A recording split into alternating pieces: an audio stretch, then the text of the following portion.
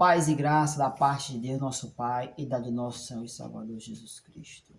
Irmãos, hoje eu quero trazer uma mensagem sobre o perdão, principal fundamento do Evangelho. Porque Cristo, Filho de Deus, desceu do céu e veio para fazer um sacrifício, chamando o homem ao arrependimento. Ele sacrificando-se por nós na cruz. Todos os que creram, os que se voltaram, se arrependeram das suas más obras, até mesmo aquele bandido lá, no último dia, na última hora, foi salvo porque se arrependeu. A palavra de Deus diz: aquele que confessa os seus pecados e os deixa, alcança perdão. Eu quero trazer a passagem sobre o perdão porque vejo que muitos estão perdendo a característica de pessoas perdoadoras. Estão perdendo o fundamento do perdão. Estão preferindo sempre disciplinar, castigar como se fossem Deus, como se fosse o Pai.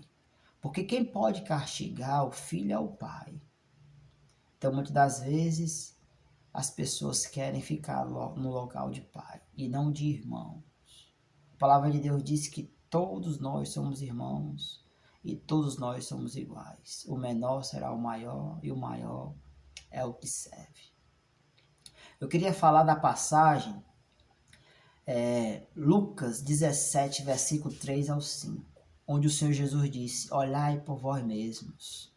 Se o teu irmão pecar contra ti, repreende-o, e se ele se arrepender, perdoa-lhe. Se teu irmão pecar contra ti 7 vezes no dia, e 7 vezes vier a ti, e dizer: estou arrependido, então perdoa-lhe. Outra passagem está escrito em Mateus capítulo 18, a partir do versículo 21, está escrito assim: naquele tempo chegou Pedro a Jesus e disse: mestre, quantas vezes devo perdoar meu irmão um dia? 7? O Senhor Jesus disse: te digo não só 7, mas 70 vezes 7. Porque o reino dos céus é semelhante, pode ser comparado a um rei, ao que chamou seus servos que deviam a ele.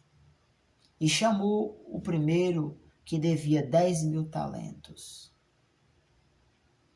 E disse: vende ele e toda a sua família como escravo, porque eles não têm como pagar. Aquele homem, aquele servo que devia 10.000 talentos, reverenciava o rei e dizia: seja generoso para comigo, tem misericórdia, e perdoarei e pagarei toda a dívida. O rei, agindo de compaixão, de misericórdia, foi e perdoou aquela dívida, uma grande dívida.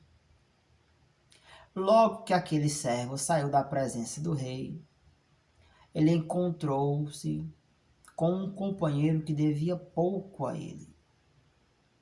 Agarrou no seu pescoço e, enforcando-o, disse: paga-me a tua dívida.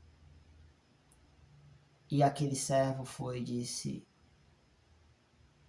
seja generoso comigo, dá-me um prazo e eu te pagarei.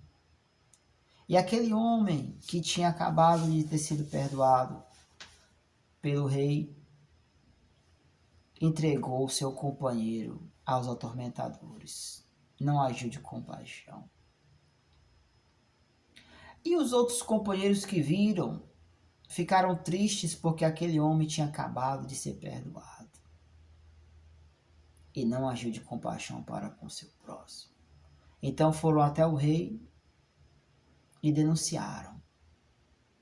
E o rei mandou trazer aquele servo à sua presença e disse: servo perverso,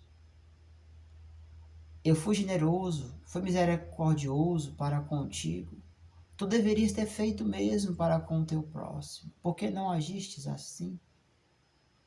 E pegou aquele homem e entregou os atormentadores até que fosse paga toda a sua dívida. Então, irmãos, a gente tem que refletir. Nós devemos usar de misericórdia e de compaixão. Se nossos irmãos nos pedir perdão, quantas vezes nos pedir, nós devemos perdoar.